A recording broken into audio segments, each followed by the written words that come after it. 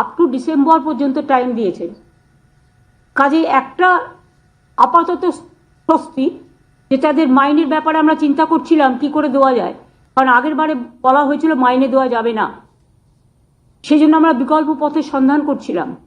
কাজে আমি কথা দিয়েছিলাম, আমি শুধু নই, আমাদের সবাই, আমাদের পরিবার, পশ্চিমবঙ্গ সরকার পরিবার, মানুষের পরিবার, যে আমরা দেখব যাতে ওদের কোনো অসুবিধে না হয়।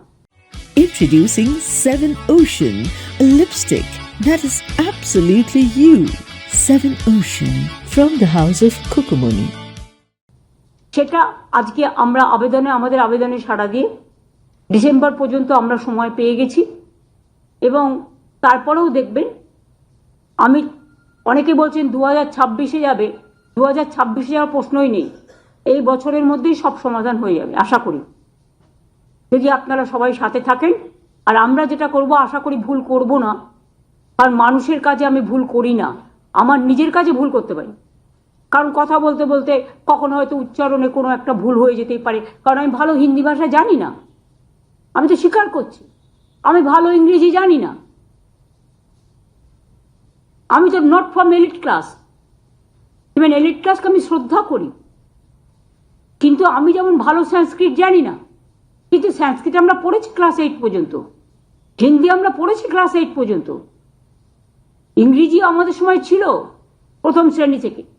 একটা জেনারেশন 4-5টা জেনারেশন গ্যাপ হয়ে গেছে, 3টে জেনারেশন তো বটেই, যখন পঞ্চম শ্রেণী পর্যন্ত ইংরেজি তুলে দেওয়া হলো, তারা একটা সাফার করছে, এবং তাদের মধ্যেও যারা অফিসার তৈরি হয়েছে তাদের আমরা ইংলিশে ট্রেনিং দেওয়াচ্ছি, যাতে গভর্নমেন্টের কাজকর্ম দেখতে কোনো অসুবিধে না হয়।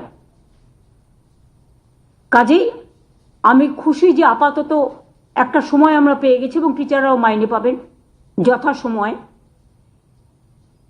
কাজেই এটা তো একটা স্বস্তির, বড় স্বস্তির খবর, এবং একটা স্বস্তি যখন হয় তখন ভবিষ্যতের স্বস্তিও তার উপরে নির্ভর করে। সুতরাং আমি টিচারদের অনুরোধ করব, ভালো করে মন দিয়ে ক্লাস করুন, মন দিয়ে কাজ করুন, চিন্তা করবেন না, আমরা আপনাদের সহসাথী, সমব্যথী এবং সহসাথী। আপনাদের বেদনা হলে আমাদেরও বেদনা লাগে।